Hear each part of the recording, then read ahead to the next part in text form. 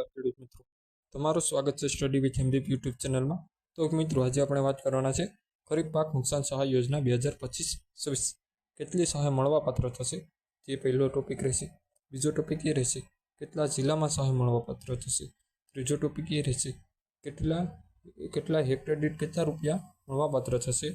ચોથો ટોપિક એ રહેશે સહાય મેળવવા કયા ડોક્યુમેન્ટની જરૂર પડશે અને સંપૂર્ણ માહિતી છે તે આપણે આ વિડીયોમાં કવર કરવાના છે, તો અંત સુધી બન્યા રહેજો। તો ખરીફ ઋતુ 2024-25ના વાવેતર કરેલ કપાસના પાકમાં 33% કે વધુ નુકસાન માટે એસડીઆરએફના નોર્મ્સ મુજબ વાવેતર વિસ્તારની મર્યાદામાં પ્રતિ હેક્ટર મળવાપાત્ર રકમ ₹8,500ની સહાય તેમજ રાજ્ય બજેટ હેઠળ 2,500ની એમ કુલ ₹11,000 પ્રતિ હેક્ટર મળવાપાત્ર થશે। મહત્તમ 2 હેક્ટર જમીનમાં મળવાપાત્ર થશે। આ ઉપરાંત જે કિસ્સામાં જમીન ધારકતાના આધારે નિયત ધોરણો મુજબ જો સહાય ચૂકવવાની રકમ 3,500 કરતાં ઓછી થતી હોય તો તેવા કિસ્સામાં ખાતા દીઠ ઓછામાં ઓછા 3,500 મળવાપાત્ર થશે। તો ખેડૂત મિત્રો, બીજો ટોપિક આપણે એ છે કે કયા જિલ્લામાં સહાય મળવાપાત્ર થશે। તો પહેલું છોટાઉદેપુર, બીજું અમરેલી, ત્રીજું જામનગર, ચોથું ભાવનગર, પાંચમું સુરેન્દ્રનગર અને છઠ્ઠું રાજકોટ। આ 6 જિલ્લા છે તેમાં વધુ પડતા વરસાદને લીધે જે પાક નુકસાન થયો છે 33% કે તેથી વધુ, તેમાં 11,000ની હેક્ટર દીઠ સહાય મળવાપાત્ર થશે। તો આપણે ત્રીજો ટોપિક એ છે કે ઓનલાઈન અરજી ક્યાં કરવી અને ક્યાં આપવાની રહેશે। તો ઓનલાઈન અરજી છે તે લાભાર્થી ખેડૂતે ગ્રામ્ય કક્ષાએ ગ્રામ સેન્ટર પર સંબંધિત VLE અને VC મારફતે કરવાની રહેશે। આધાર પુરાવા સાથે ડિજિટલ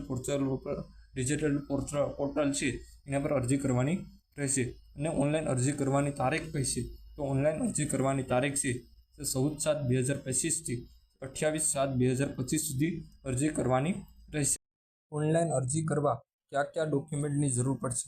તો ઓનલાઈન અરજી કરવા માટે 7/12/8 નકલ જરૂર પડશે, બીજું આધાર કાર્ડની નકલ અને ત્રીજું બેંક પાસબુકના પ્રથમ પેજની નકલ ઉપરાંત મોબાઈલ નંબરની જરૂર પડશે। અરજી કર્યા બાદ સાધનિક કાગળો કોને જમા કરાવવાના રહેશે? તો અરજી કર્યા બાદ સાધનિક કાગળો કોને જમા કરાવવાના રહેશે? તો ઓનલાઈન અરજીની પ્રિન્ટ, 7/12/8ની નકલ, આધાર કાર્ડની નકલ, બેંક પાસબુકની પ્રથમ પેજની નકલ, વાવેતરનો દાખલો તલાટીશ્રીનો, એકથી વધુ ખાતેદારના કિસ્સામાં સંમતિપત્ર એટલે કે નામ વાંધા પ્રમાણ, એટલે કે કોઈ એક ખેડૂત છે તેના ખાતેદારમાં ઘણા ખાતેદારનું નામ હોય તો તેમાં નામ પ્રમાણપત્ર કે વાંધા પ્રમાણપત્ર એમાં સહી કરવાની રહેશે અને આ ગામ પંચાયત ખાતે VCને જમા કરાવવાના રહેશે। તો ખેડૂત મિત્રો, અરજી કરવા કયા ડોક્યુમેન્ટની જરૂર પડશે તે હું ફરીથી એકવાર બોલું। 7/12/8 નકલ, આધાર કાર્ડની નકલ, બેંક પાસબુકના પ્રથમ પેજની નકલ, મોબાઈલ નંબર, તે ગામ કક્ષા ખાતે VC મારફતે ફોર્મ ભરાવવાનું રહેશે અને તેની તારીખ 14/7/2025થી 28/7/2025 સુધીમાં આ ફોર્મ ભરાવવાનું રહેશે। આ પેકેજ અંતર્ગતની સહાય ખેડા હેઠળના ખાતા દીઠ ગામ નમૂના નંબર 8 દીઠ એક લાભાર્થી તરીકે ગણવાની રહેશે અને આ ખાતામાં એકથી વધુ ખેડૂતોને સમાવેશ થતો હોય તો આ તમામ ખેડૂતો પૈકી કોઈ એક ખેડૂતને સહાય મળશે અને તેને ખાતાના અન્ય ખેડૂતોને સંમતિ રજૂ કરવાનું રહેશે। આ પેકેજ હેઠળ ખાતેદાર ખેડૂતે એક કરતાં વધુ ખાતા ધરાવતા હશે તો પણ એક જ ખાતા પર સહાય મળવાપાત્ર થશે।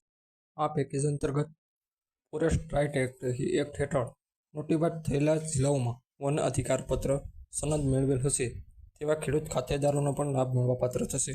વન વિસ્તારમાં આવેલા સેટલમેન્ટના ગામો પણ લાભ મળવાપાત્ર થશે।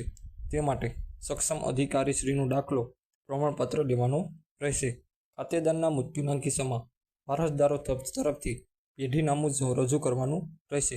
પેઢીનામા પૈકીના કોઈ એક વારસદાર સહાય મેળવવા માટે પેઢીનામા પૈકી અન્ય વારસદારો તથા તે ખાતામાં અન્ય વારસદારોની સંમતિનું સોગંદનામું કરી અરજી કરી શકશે। આ પેકેજનો લાભ સરકારી, સહકારી કે સંસ્થાકીય જમીન ધારકોને મળવાપાત્ર થશે નહીં। આ પેકેજ અંતર્ગત એક આધાર કાર્ડ નંબર દીઠ એકવાર સહાય મળવાપાત્ર થશે। આધાર કાર્ડ નંબર ન મેળવેલ હોય તો આધાર એક્ટમાં નિયત કરેલ જોગવાઈ મુજબ જરૂરી પુરાવા રજૂ થઈ સહાય મળવાપાત્ર થશે।